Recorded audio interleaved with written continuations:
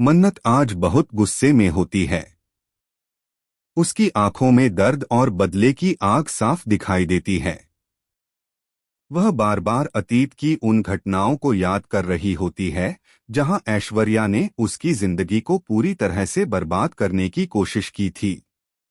मन्नत अपने कमरे में अकेली खड़ी होती है और खुद से कहती है कि अब बहुत हो चुका है, अब ऐश्वर्या को उसकी हर गलती की सजा मिलेगी। उसी वक्त विक्रांत वहां आता है और मन्नत की हालत देखकर समझ जाता है कि वह अंदर से टूट चुकी है, लेकिन अब कमजोर नहीं बल्कि पहले से ज्यादा मजबूत बन चुकी है। विक्रांत धीरे से मन्नत के पास आता है और कहता है कि वह इस लड़ाई में अकेली नहीं है।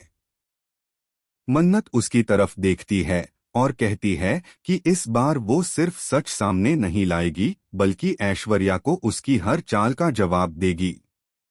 दूसरी तरफ ऐश्वर्या अपने प्लान्स में लगी होती है।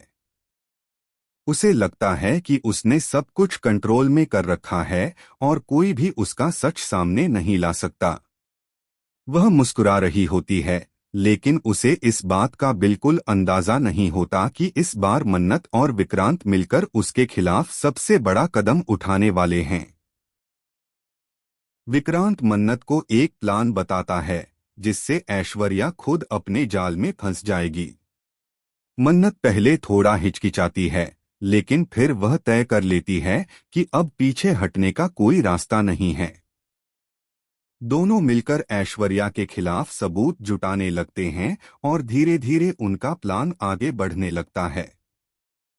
एक सीन में दिखाया जाता है कि मन्नत ऐश्वर्या के सामने आकर उसे खुली चुनौती देती है। ऐश्वर्या पहले तो हंसती है और मन्नत को कमजोर समझती है, लेकिन मन्नत की आंखों में इस बार कुछ अलग ही नजर आता है। वो डर नहीं बल्कि बदले की आग होती है।